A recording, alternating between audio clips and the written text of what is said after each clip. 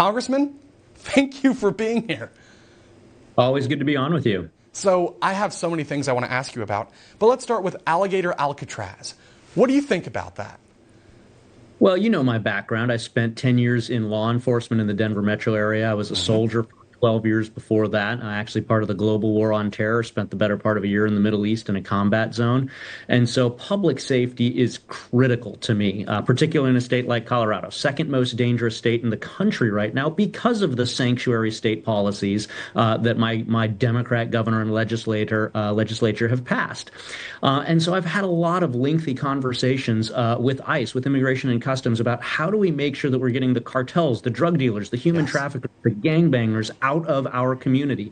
Tren de Aragua, is headquartered in Denver, Colorado, in that area. And so when we talk about detention of people that are illegally present in the United States, I've been recently to these ICE facilities. They're going after the criminals, the gangbangers, and people that have gone through the immigration proceedings and have a final signed order from a federal judge saying this individual needs to be deported from our communities. And we know what the numbers are. Last year, we saw ICE release data that said well over 600,000 individuals illegally present in the United States with known criminal records. 13,000 convicted murderers illegally present in the United States. So we have a lot of folks, bad individuals, criminals, cartel members, 13,000 convicted murderers that need to be removed from our communities because they're illegally present here. Yes, and the fact that Joe Biden and Kamala Harris opened the floodgates to let types of folks like that into the country, I think it's un-American and a complete betrayal of the American people.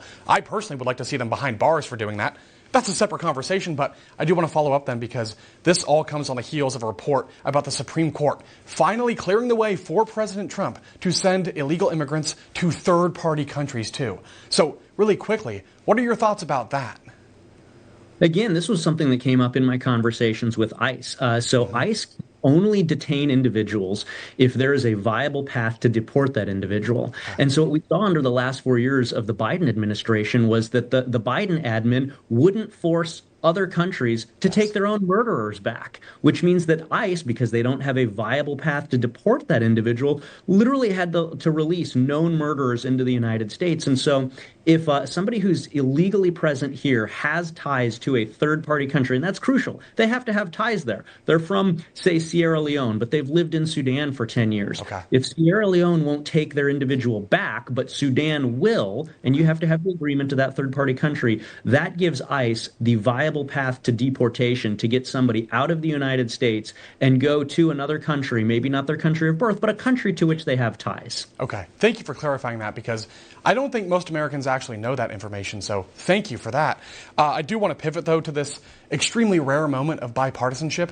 Congressman, you know, we live in a very deeply divided country right now. The union is just, it's been falling apart, and it's the media's lies, it's radical agendas coming from Democrats like Al Green, but then to see Al Green and his bogus impeachment measure get smacked down, not just by Republicans, but by his own colleagues, that to me is just, it's glorious. So I have to get your thoughts about that.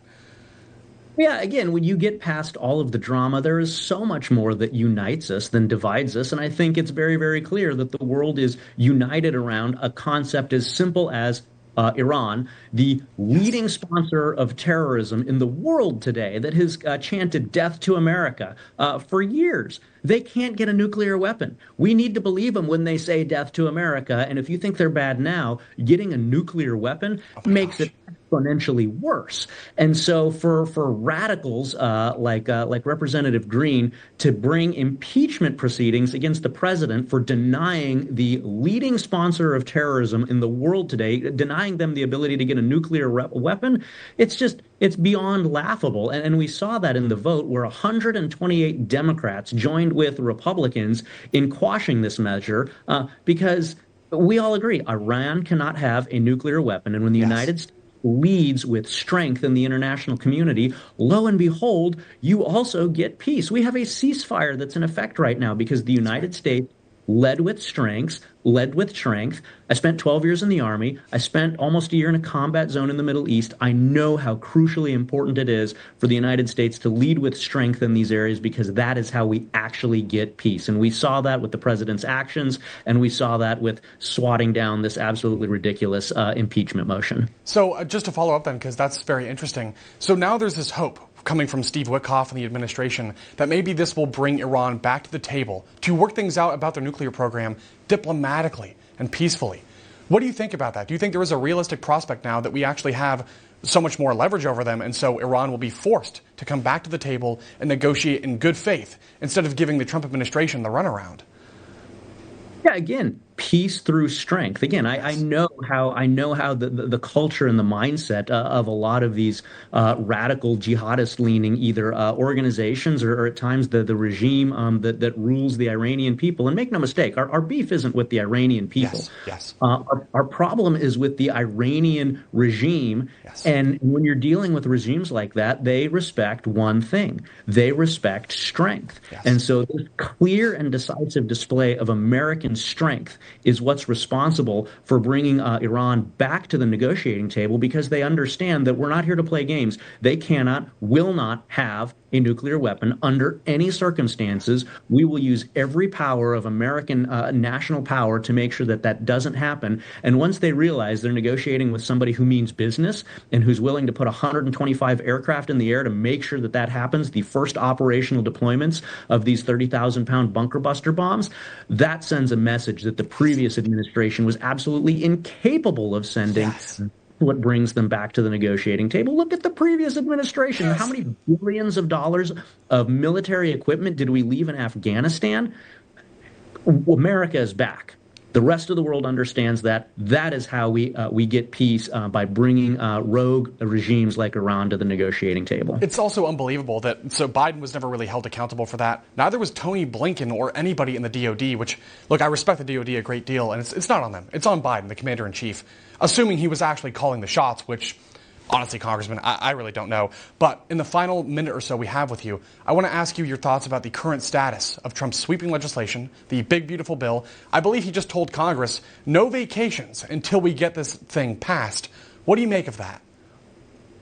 We've got to get this thing passed. Americans are looking at the largest tax hike in history without this. Small businesses are going to get crushed. Their tax rates are going to double. And as we're talking about, national security and public safety, this bill has the resources that we need to be able to secure our borders, to be able to get, look at some of the Iranian individuals illegally present in the United States that were just detained. We have a former Iranian military sniper illegally present in the United States that was just picked up over the weekend.